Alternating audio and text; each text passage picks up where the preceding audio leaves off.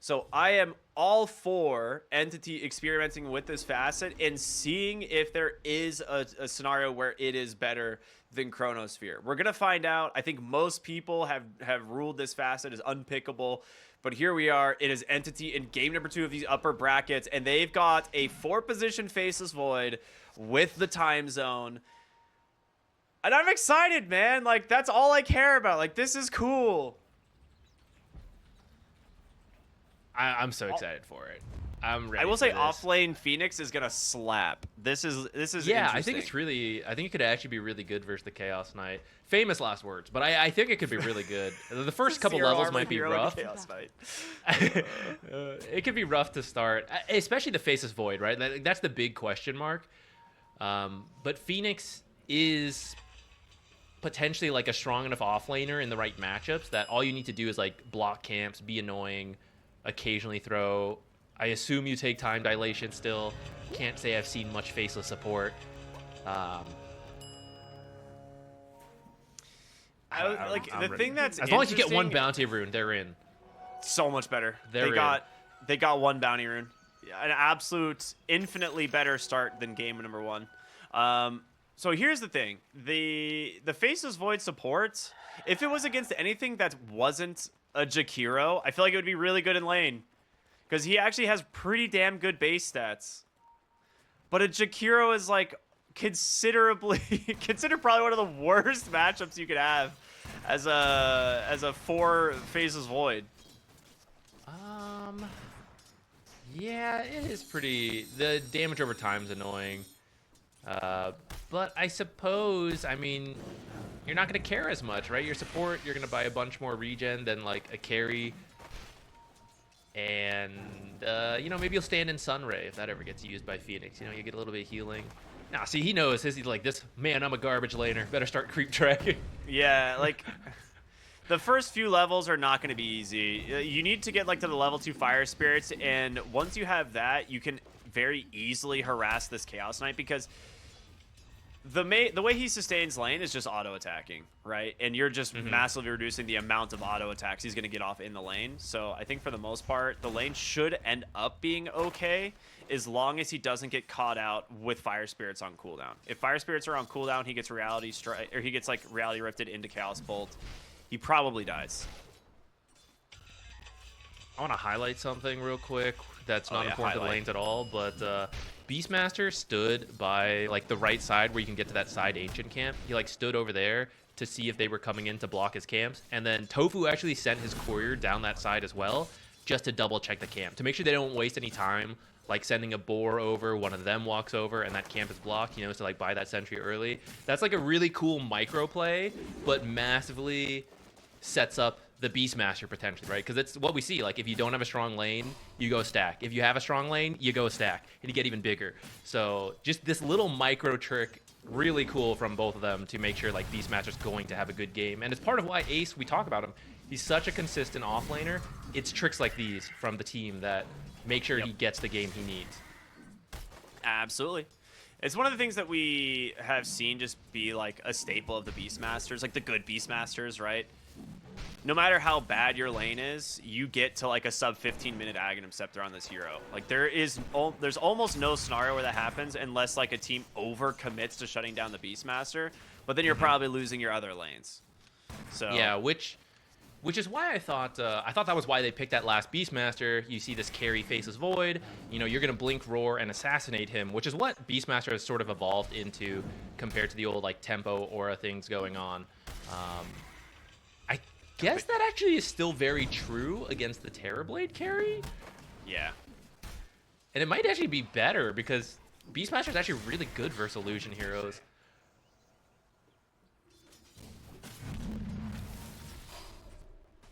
Man, I just I am intrigued with what Entity are going to be able to get done in the mid game here, because Gamin Gladiator's draft is... Ooh, they get the stun. Faceless Void already. He is so dead. That is first blood for the Jakiro. And just like, I mean, that's just the timing on the level 3 and bottom lane. Fishman's just going to get dove by Ace. The turnaround from Watson onto Tofu. No Sakuchi, but he gets saved. The constant hawks onto Watson. And now Ace is just gonna continue the dive. Tofu with another jump here under the tower. Oh no, the side lanes are crumbling. Entity's gonna lose the Phoenix as well. Oh man, Quinn actually might get Chaser from the Faceless Void. Two's time dilation charges on him. Do they have? He just needs one bash. Not gonna get it. Dire's middle tower is under attack. Wow, The level 3s, dude. That devolved really quickly, man. That was looking okay for both sides. Suddenly, death's all over the place. And now, actually, Tofu comes over mid. He had a salve, didn't even have to go home. Now it looks like no one's dead. Yeah. He denied the water rune, though. Thank you. Yes, yes, yes. Very pog. Okay, you are up to a 2,000 lead already for Gamin Gladiators. Radiant's middle tower is under attack. I mean, you just keep doing the same. You don't need to feel pressure to end early. I do think, like, Beastmaster's doing fine. He's going to get Ags, Blink, and he's going to kill anyone, actually, but, like, Watson especially, right? Terrorblade is a low-health hero. Like, you're going to get this Ags, and you're just going to Blink Roar him, and he's going to die before he can even Sunder. So, I mean, you just maintain. You don't even have to push a bigger lead. Like, I think you're already going to hit 6 first. You're going to get your Ags at a good timing. So you just need to not throw, really. But, of course, as you see plays available to you, you will try to grow a bigger lead. But this is already I'm actually 100% agree. I 100% agree. This is one of those scenarios where it's like you are doing really well in lanes and you have this mid-game timing. Top lane, they're going to go for a nice dive here onto the safe lanes, but Tofu comes in. The Ice Path just catches both of the supports, and Crystal Maiden will go down first. They do manage to find a trade onto the Jakiros. Tofu now chasing DM. He's not going to have the damage finished off. The double bracer is making him a little bit too tanky, and Ace solo kills the Terrorblade under his tower. Oh boy. I mean, he's a magic damage hero this early into the game, right? That is the one thing Terrorblade cannot deal with. As a bottle refill comes in mid for no one. Man, that's true. That's so weird. Beastmaster's identity is like it's so different from where he used to be. He's a magic damage hero with axes now, not a like summons aura physical amplifier. It's really weird. But it's true, and that's why this Terrorblade pick is a little strange. It is good versus Chaos Knight, but into the Beastmaster is rough. Mortimer kisses top lane. Very good rotation, and a dive in from DM just to give a little bit of a slow. Now looking for Celery. No, like a lot of times on like a Phoenix or something, you'd want an Urn, but this is an offlane Phoenix, so the build is a little bit odd. Gonna get chased up here as Quinn rotates to the top side of the map. In comes Katomi, hits him with time dilation, but the Phoenix so damn low, sitting on 20 HP, burning to the Urn. They get the kill. Tofu gets it. Oh, the last tick of the Urn. And I noticed something. Terrorblade's in the fountain. Like he's done, or like, oh no, just respawning. Okay, that's cool. Yeah, I think he got roared based on the fact that Beastmaster's ult is on cooldown. So you did say he's gonna get roar and kill the hero, and that is, I think, exactly what happened. Things. Dude, he is 4,100 net worth. Beastmaster. He's so far. So here's my question. They ban out Enchantress, Chen, very understandable. Celery, amazing player, both of those. And I feel like the idea is like, oh, you don't want them to have a strong safe lane. But then like Jakiro's still in the pool, and then like you don't pick the strongest offlane heroes. So like even though they're getting like, oh, maybe this is my second choice instead of like my Chen Enchantress super strong supports, I'm getting like another pick. But then you're not even trying to like punish that final pick. So at that point, like, I would rather ban out Ace's heroes. You got an amplify damage on no one, but the coil just holds him down, and Ace is like, yeah, I got another roar available, throws it out. They need to get a little bit more damage to Katomi, but looks like he's gonna make it out. There was also a little bit of a panic egg in the top side of the map, so your Phoenix no longer having egg. Mid tower taking a beating already.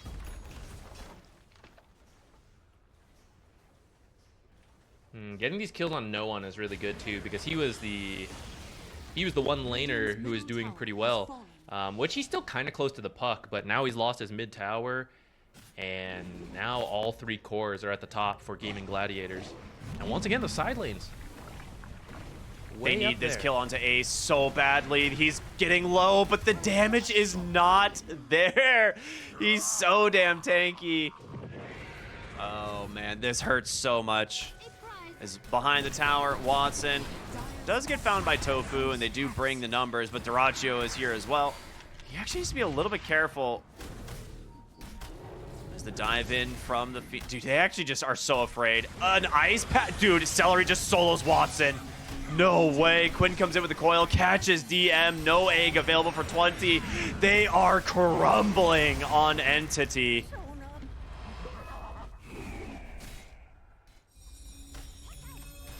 Man, I don't even know what to say. They're playing so well. They're rotating. They got the spells, and like they've already got the lead, right? So like, let's say Terrorblade has level 6, then he's got Sunder. Maybe he's swapping, getting a kill, but he's behind from the laning stage. They're pushing the tempo. Still doesn't have it. So Celery gets to just Ice Path, Macro Pyre. Or actually, it wasn't even the Macro Pyre at that point. Ice Path, Dual Breath got the kill, getting him Macro Pyre to then use for another kill after that. Gamin Gladiators. This is when they look good, right? They just come out of the lanes well, and they just start playing as a team. And where's that Ags? It's 1,000 gold away, man. Yeah, he's gonna have it. Like so scary. 12 minutes. He's already scary, but like he's gonna be even scarier. Yeah, I honestly am not sure what you can do at this point, right? Like, the Teamfight Wombo combo, which is normally like Faceless Voids Chrono into like Egg and Mortimer Kisses, doesn't exist. Like, you have Time Zone. So, who on your team can take advantage of the Time Zone right now when all 3 of your lanes have been such a disaster? I forgot about Time Zone, dude. This is where I think you'd wish you had just Chronosphere, I think. Even on support. Like, I think if you're gonna take Time Zone, then it makes sense for support Faceless. But I really think you need to add a buff to Time Dilation in Time Zone. You can't add it to the base skill because then carry Faceless with Chrono just becomes too strong. But like, the laning is too bad to even get to the point of Time Zone. Oh, DM gets a free pick here onto Celery. He's gonna burn down. Okay, a little bit of kills going their way. I mean, they're just, the thing is they're farming so aggressively, and the only thing you're getting out of this is a support, you know, Jakiro. Yeah. He is working on the Veil into Shivas for DM, and that's actually going to be really good this game, so maybe, I mean, that's the next question mark, right? So the lanes aren't going well, but maybe all of us are going to get caught off guard by Core Phoenix and Time Zone Faceless Void, right? Like, I have to assume they practiced it, they tried it, so they're going to understand this more than I imagine any of us. So maybe they expected the lanes to go like this, and, you know, the timing is coming. He's got Veil, he's got Egg, you know, maybe he can do something. Puck, probably not the guy. I saw the Faceless Void going the Boots of Bearing. Is there anyone on Gamin Gladiators going a Boots of 12? I said 12.5 minute Ags. There it is. Hold on, the Time Zone, the Root, Phoenix, Egg, Quinn trying to get away up onto the high ground. He makes it, able to dodge out enough of the damage, and he lives, and he has a regen of all runes. Oh, that hurts. Let's look at the positives, ignoring the fact that Puck did, in fact, just illusory orb out of Time Zone. When he was in Time Zone and illusory orb was slow, it was moving out there, boy, Puck was slow. Puck was sure getting whacked in that time. He did indeed get whacked. That is true. He did be slow. So here you are, Ace with a 12.5 minute Ag and Scepter on the Beastmaster. Just gonna go straight BKB. Duraccio, I'm sure, gonna go very similar build as we saw last game. Yeah, the Orchid about, I don't know, a little over 1,000 gold away. Radiant's top tower has fallen. Actually, just going BKB. I forgot about that. Yeah, just gonna go BKB on Beastmaster because actually he doesn't really need to like blink pick off. He can actually just walk at towers. Yeah, and he's coming. Guys, the game's too early. You forgot. Coming for Roche, going top. They're like, oh wait, I'm way farmed, way more than usual. It's actually still bottom. Head down here. We're gonna see a fight break out. He's gonna find Watson. Oh no. Well, that's a rough one. Watson was like half health because of the facet costing HP, but one roar kills him. That is unfortunate. I mean, that's a free Roche. It's a free Roche plus another kill. You do end up getting the Wisdom Rune, I guess, on DM, but Heck yeah. they also just took it on the other side for Dyrachyo, so you're not even really up a kill. Heck no. Or up the XP. All right, so Beastmaster doing the just got classic. used on DM. Wait, what? Oh, okay, never mind. He's quick TP out. He dove, I thought, coming from like the Lotus. They immediately looked for him, but TP'd out instantly. My bad, I baited everyone. So the classic Beastmaster basically soloing Roshan because of Aghanim Scepter. Yeah, a little bit of help from Jakir, obviously, but I got baited again. Ace is going back for Blink. okay. Well, he just does whatever he wants with Aegis now. He just feels like he can. That's true. You don't need BKB to stay alive if you got the second life. Also, I think he like roared Watson, insta-killed him, and he was like, man, that was hilarious. If I get a Blink, I can do that again a lot easier. Just gonna go grab one of those real quick. The thing with Entity's Draft is, like, I can see the idea with the time zone here. If you're on even footing, then Entity's Draft actually works really well with it. But you are so far behind. Your lanes were an absolute disaster. Yeah, I agree. And I'll go to bat for this team here because I know a lot of people are looking at this and like, obviously it was terrible. And, you know, we kind of thought it was, like, kind of questionable a little bit as well. But I like the creativity. And they got to this point playing their own unique style and their unique picks. And I really like that they lost game one and they didn't chicken out. And they were like, oh, we got to just pick meta things. We got to copy what the other teams are doing. They're sticking to their guns. It's maybe not working right here. But, you know, you keep trying it. And that's how you reach the point where Falcons, right, top team, they're picking whatever they like. And they're at the top. So it looks a little silly now that they're losing and getting like slapped around right now. But if they keep working on it and they reach a point where they start getting to win with like their unique style, then everyone's going to be copying them. And they'll be like, oh yeah, time zone faceless was broken, right? Like, you get to rewrite history once you win. It's the thing is, in a game in this patch, is it really only takes one big fight.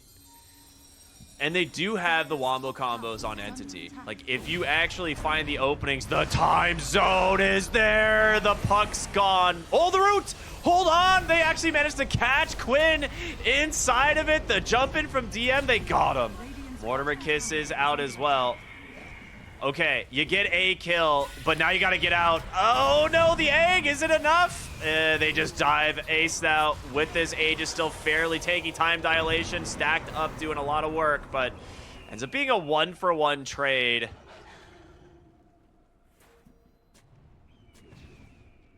It doesn't feel like enough for Entity. Like, you really need to get more than just that off of this time zone egg combo.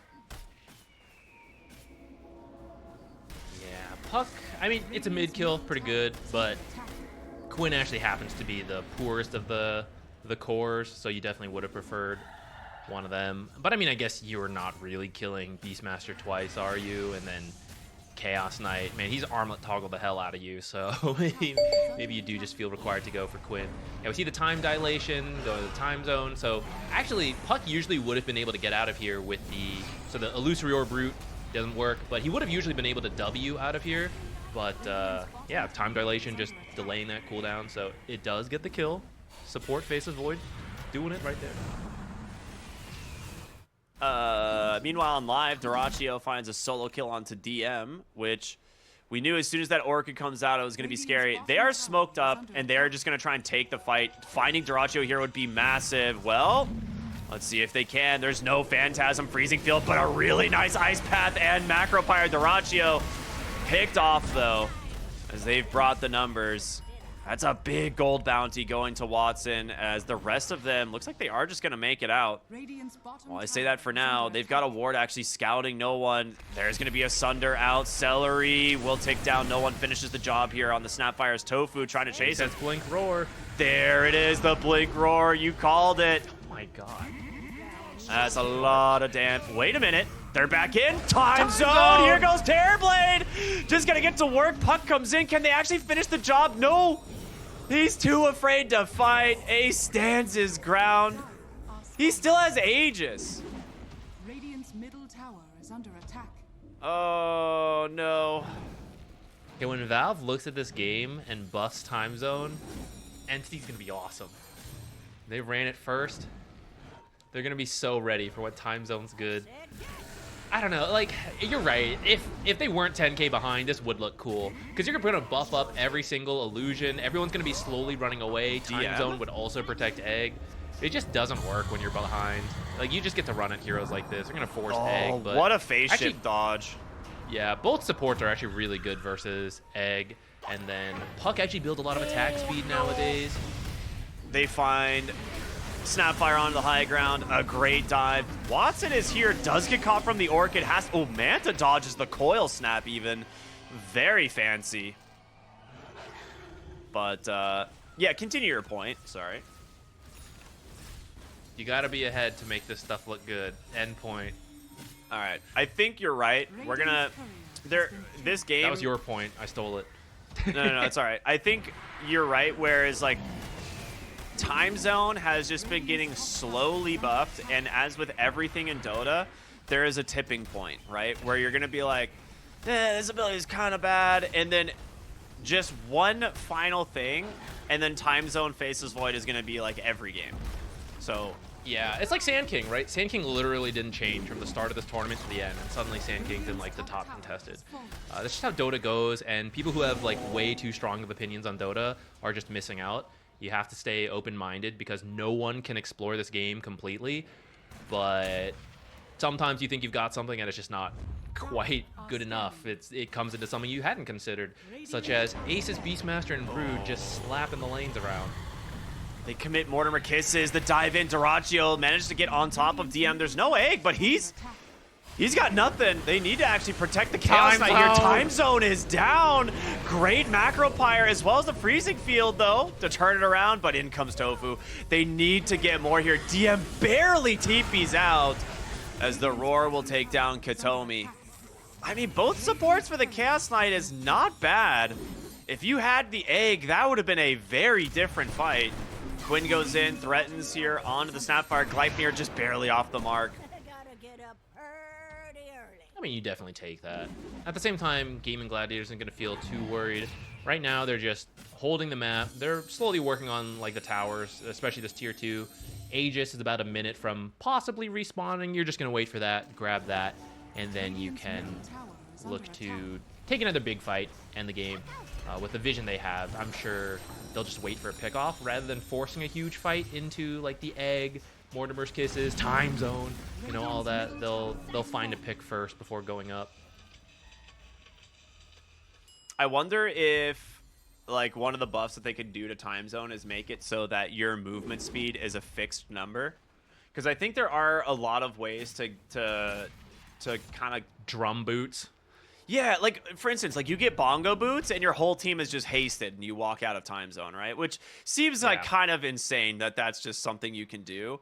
But if it sets you to a fixed movement speed and applies that kind of leash, I think we could see something like that end up being a like viable support option.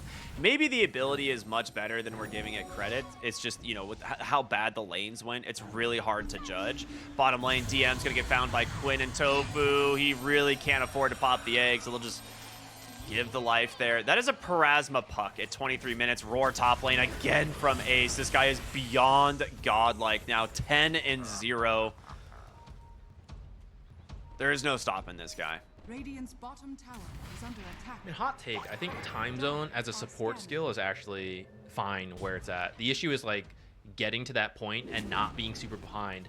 When you compare it to the other really meta supports, they're all strong laners who can get active early. Jakiro, Weaver, Clockwork. We saw them ban Enchantress, Chen. Who of these heroes is Faceless Void not getting absolutely dumpstered in the lane by? That is the bigger issue, in my opinion. And the problem is, like, if you buff Faceless Void to try to address that, then everyone's just going to play carry Faceless Void and go Chronosphere. So that's why it needs to be a buff to the facet itself. And I think they're going to need to add something to it. I mean, you could just keep buffing Time Zone like crazy, but at that point, you're going to get carry Faceless Void with Time Zone instead of support Faceless. So I think they need to make it either make time dilation, because that's why Faceless was a good support in the past, is time dilation was good. So you could either buff that, you could, I don't know if we want to make it where facets like give you better stats and stuff. That feels like cheap, but I mean it would work.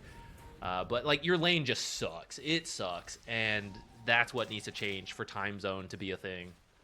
It's like similar to the Sven support, right? Where it's like he's not really that strong of a lane. Like you pick the Sven support for the stun and the war cry, but outside of that, he doesn't really offer a ton into the lane compared to a lot of other supports. Like here we go, the blink, the roar into the Macropyre ice path, and they burn down no one. Radiant's bottom tower is under attack. Pick off. They could push a little. They have a creep wave here. Roche did spawn if they want to just head over. Looks like that's their plan. They're not really... Doesn't really look like you're pushing while Snapfire's dead.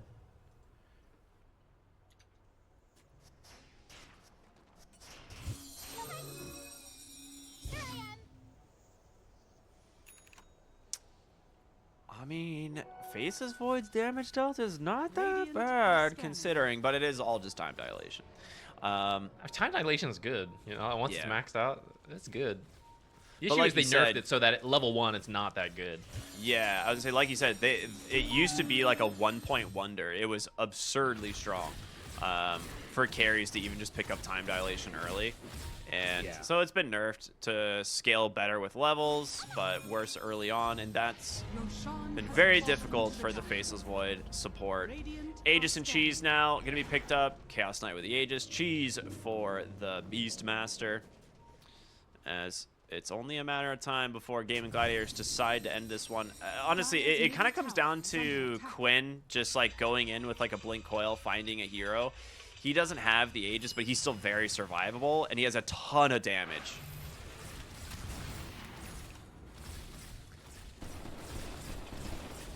Agreed. I don't know. Got nothing to add to that. What big items are they waiting on right now? I'm sure they need the BKB on Chaos Knight. They're going Shiva's on Ace, which he has, I think, very soon. Yeah, less than 1,000 gold away. Quinn got his Yules. Yeah, I mean they're feeling really strong. Yeah, I mean Next I said gonna be off Dream. Previously I was saying like, oh, you don't want to force high ground into this stuff, but actually they're 30k ahead. That's pretty insane. It's been a long time since I've seen this big of a net worth lead at 26 minutes, 27 minutes. So maybe you can just force it and just not care about the fact that, you know, in a closer game, this is a pretty scary combo. Time dilation, time zone, I guess. You know, Egg, Mortimer's Kisses, Freezing Field, and then Terrorblade. This is usually where he excels. Like as you try to come up his high ground, he's just standing there whacking away. But money solves all. Dota's like the real world in that case. Like, I mean, you're just rich enough to just stand there and go into it. So I think you could still just wait, hold, and look for a pickoff, which kind of seems like what they're doing since they're literally in 5 different parts of the map. They just do not care. They're not worried about being picked off. There's no vision from the side of Entity to like even try to make a play around this. They have no idea that Gaimin's just like all over the place.